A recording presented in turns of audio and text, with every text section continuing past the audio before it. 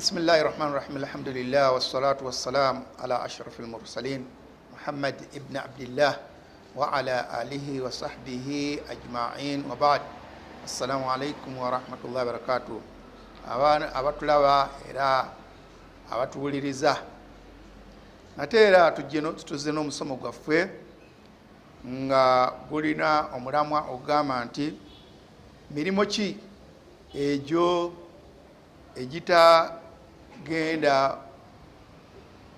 egitalina bwetaavu kugenda ku minzaani ku lunaku lw'enkomerero. Amakulu oba mu kufunza tugambe nti emirimo Allah tabaraka wa taala gye yalondamu nti abo abakola emirimu egyo ajiruhum ala Allah, empeera Allah yagyesigaliza, yagamba tebagikwatako yenna. Bamalayika emirimu gino emirala gyonna yalagira bamalayika okugezanga eswala omuntu bwasaala oba okukola ekirungi kyonna ala hasanatu bi ashra amthaliha, buli muntu lwakola ekirungi omanya nti ntandikira mu 10 kugenda waggulu. Naye waliyo emirimu egy'enkizo Allah tabaraka wa taala gye yalondamu n'agamba nti gino gyo empeera bamalayika tebeetantala kugiwandiika, wabula ye mwennyini yajja okugisasula. Emirimu egyo ginjagadde okubanga twejjukanya nagyo, tujja kwejjukanya ku mirimu esatu.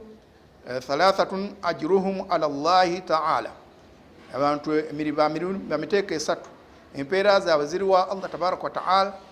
Amakulu kyentegeezaamu nti ziri wa Allah nti teyalagira bamalayika kuwandiika mpeera zaabwe, olwo yabagamba nti biwandiike nga bwe babikoze, then ebyempeera byo mubindekere.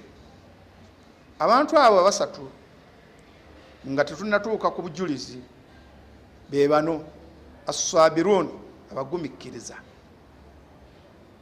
as-saimun, abantu abasiiba ku lwa Allah; al-afina ani nnas, abantu abasonyiwa bantu bannaabwe singa babakozeeko ekibi. Obujulizi ku bagumikkiriza, Allah tabaraka wa taala yagamba mu kitabo kye kitukuvu baada audhu billahi minash shaitani rajim, innama yuwaffa as-sabiruna ajrahum bighayri hisab. Innama, amazima ye Allah tabaraka wa taala agenda kuwa as-sabiruna abo abagumikkiriza ajrahum empeera yaabwe bighayri hisab, awatali kugibalirira, yo teriiko kkomo, ajja bbawa omuntu wabadde tasuubira kyabadde tasuubira nti kigenda kwenkana awo. Allah tabaraka wa taala ajja muwa ate ayitirize mu mbeera eyawantu tugamba nti agenda kuyitawo mu kubawa. Lwe lulimi lwe tusinga okutegeera nti empeera yaabwe empitirivu. Obugumikkiriza buno tulina obwetaavu eri obugumikkiriza, naddala ku bantu betuwangaala nabo, baliraanwa, abakyala,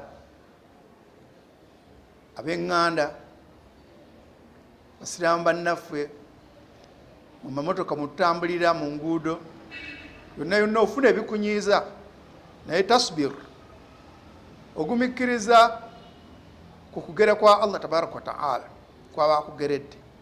Gwe kyolabanga ekibi, gumikkiriza osene mu bwongo nti Allah tabaraka wa taala tayinza kunjagaliza kibi, newankubadde nga amaaso gange owomutima ogwange gukirabye ng'ekibi, wabula alina ebirungi ebikusike byanterekedde, nobanga ogumikkiriza. Sabru fi taa, ogumikkiriza bulimu ennyingo 3. Eriyo okugumikkiriza mu kugondera Allah, mu kussa mu nkola amateeka ga Allah, kusaala, kusiiba, kutoola zaka. Ebintu ebyo tulowooza nti byangu. Okusiiba omuntu alumwa enjala, okusaala yeeresa ebiseera bye, neyiwako amazzi mu biseera by'okumakya naddala, n'aleka zi bizinesi ze n'agenda atendereze Allah tabaraka wa taala asaale. Obwo bugumikkiriza. Asawumu, omuntu neyeeresa ebyokulya. Azaka, omuntu neyeeresa. Kigambo kutoola musolo si kintu kyangu, kyova olaba gavumenti yekikwasa kifuba, ekissaako n'abakirondoola n'abajja okukuba penalty, okuvunaana senga oba togutadde. Kati omuntu neyeewaayo neyeekuuma ye yekka, n'agamba nti emaali yange eno nja kujjamu omusolo gunkakatibwako okutoola ogw'ebbiri n'ekitundu ku buli 100 mu maali yange si kintu kyangu. Oba omulimi okuba nti ajja kujjako al ushur kimu kya 10 mu ebyo byalimye si kintu kyangu. Kati ebyo tugiyita asaburu fi taa.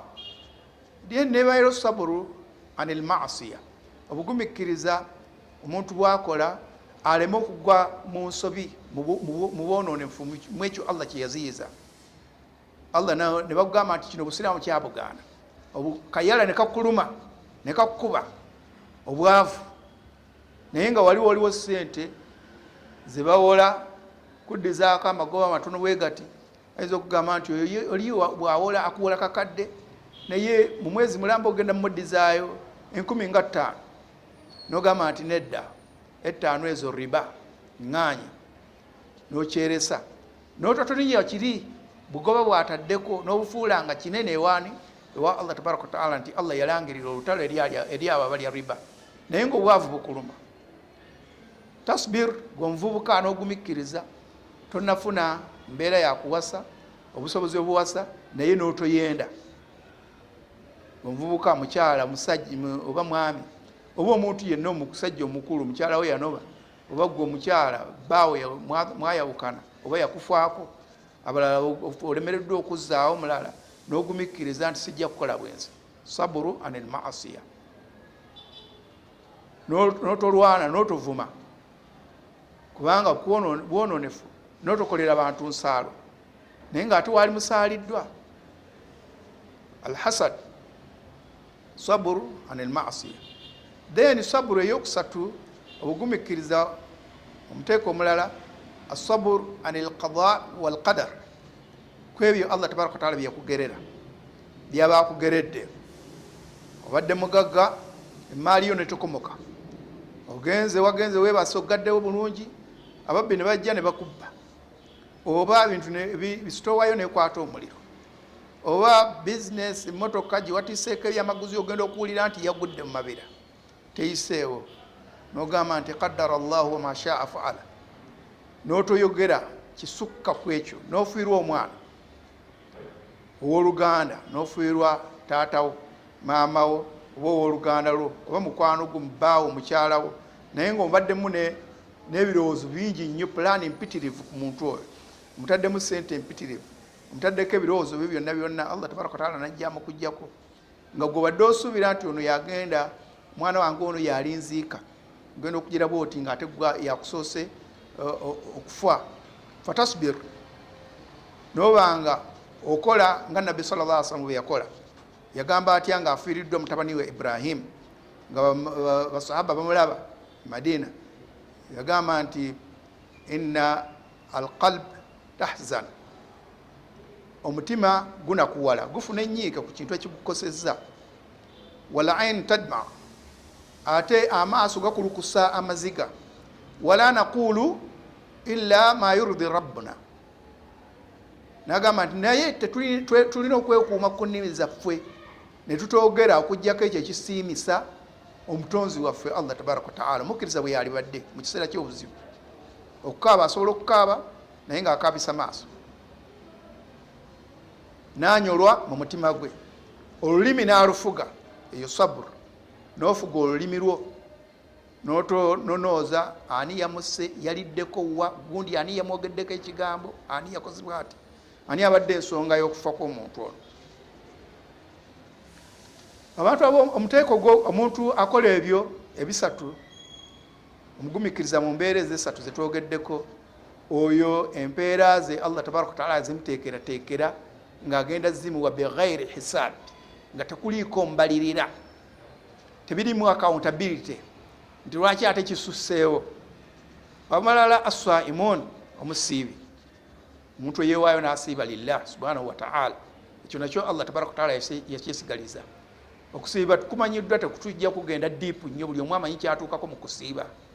Enjala neekuluma, nnyonta neekuluma, n'olaba ebyegiriisizaawo nga waali baddewooko nekyokola ng'abafumbo, naye n'oguma lillah. Sawm, obugumikkiriza ebyo n'oba nga toliiko akulondoola emirimu gino emirala. Tubeera n'abantu abasobola okulaba nti oba okoze ekintu gundi naye okusiiba buli kiseera obeera ne katonda wo Allah tabaraka wa taala, obeera ne mulezi wo yekka yakulondoola gobeera naye mukyama ne mulwatu. Eswala abantu bayinza okukulaba ne bagamba nti gundi yo tasadde, naye okusiiba muntu ayinza kukakasa nti oba tosiibye okujjako unless nga akulabye ng'olya, naye osobola okubeera wano mu bantu noba ng'osiiba wadde eri n'onywa n'olya n'okola na buli kimu kyoba oyagadde. Kale olw'obugumiikiriza obwo tayipu eyo Allah tabaraka wa taala aswaimun naawe abasiibi empeera yaabwe nga yo yankizo teriiko mbalirira yonna yonna ajja bbawa mu bujjuvu biyitirivu. Omulala al afiina ani nnaasi, abasonyiwa abantu ababa bakosezza. Omuntu okusonyiwa kiba kitegeeza nti asonyiwa muntu alina kyamukosezza, enyiike gyakutuusizzaako, wa luganda, mukyalawo, baawo yakoze ekikunyiiza oba mwana, n'obanga bw'osunguwala togenderera kiwanvu, mukozi naddala omukozi gwe tunaakumako kuleeterako example. Nabbi sallallahu alaihi wasallam yamwogerako atya. Lumu omusajja yajja eri Nabbi sallallahu alaihi wasallam abuuza nti ya Rasulallah, tubeera n'abakozi ne bakola ebitunyiiza ne bakola ebitaliiyo, naye omukozi musonyiwe kyenkana ki, kyenkana wa? Nabbi sallallahu alaihi wasallam n'amuddamu n'amugamba nti musonyiwe olunaku fil yawm 70 marra, emirundi 7. Musonyiwe mu lunaku emirundi 7. Kati gwe bw'otobala nti walunaku gamba kiri owakabalako 3 nti okusinziirako ebyo byonna byonna nkugobye n'omusaala gw'ongusazi. Tusonyiwe abakozi baffe, tubawe emisaala gyabwe baba batusobezza, omubuulirire bwe yeemenya musonyiwe. Al afu ani nnaasi, okusonyiwa abantu bannaffe naddala ab'eŋŋanda, n'obeera awo ng'ogamba oyo tetuyinza kunyumya naye, tulinyumiza magombe, gyototuukanga ate gyobisindika, gamba oyo tulinyumiza naye magombe. Tosonyiwa, tolina kusonyiwa. Olaba otya nga Allah tabaraka wa taala naye takusonyiye. Allah tabaraka wa taala abasonyiyi agenda basonyiwa. Kyova olaba nawe yabateeka mu muteeko ogw'abantu abo abatalina gundi, abatagenda abagenda okufuna empeera nga taliiko kubalirira. Ku musiibi obujulizi tubujjawa hadithul qudusi. Allah tabaraka wa taala agamba nti kullu amali ibn adam lahu, buli mulimu omwana Adamu gwakola gugwe. Amakulu nti empeera azimanyi, al hasanatu bi ashara amthaliha, buli kirungi ekimu kyakola atandikira mu 10 kugenda waggulu. Illa sawm, okujjako okusiiba, fa innahu li, okuku kwange mukundekere, wa ana ajizi bi, nze agenda okusasulira okwempeera kwange. Amakulu nti empeera zaako okuzigeraageranya kyange ekyo nakyesigaliza, teyakikwasa kitonde kyonna kyonna, tekikwasa malayika nti muwandiike. Kubasonyiwa abantu Allah tabaraka wa taala agamba nti baada audhu billahi minash shaitani rajim, faman afa, n'omuntu yenna asonyiwa, wa aslaha, ate n'alongoosa.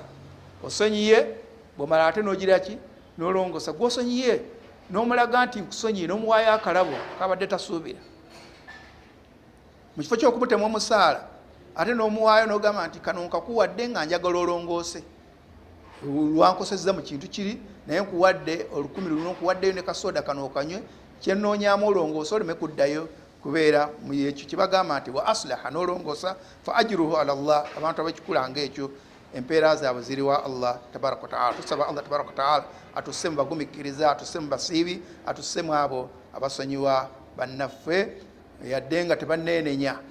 Omusonyiye ogwe obeere omulungi ng'onoonyaamu kusiimibwa kwa Allah tabaraka wa taala nakufuna empeera eyo empitirivu. Wa sallallahu wa sallam ala sayyidina Muhammad wa ala alihi wa sahbihi ajma'in. Nyongera okubajjokeza nti bino byonna byonna mubiwulira nga muyitamu Al Mimbar Media Group, mujagale munyiga akade kaayo, mufune buli kipya ekijja mu masheikh ab'enjawulo. Mimbari yemu ku mikutu egikyakutteyo mu kubaleetera basheikh ab'enjawulo. Wassalamu alaikum wa rahmatullahi wa barakatuh.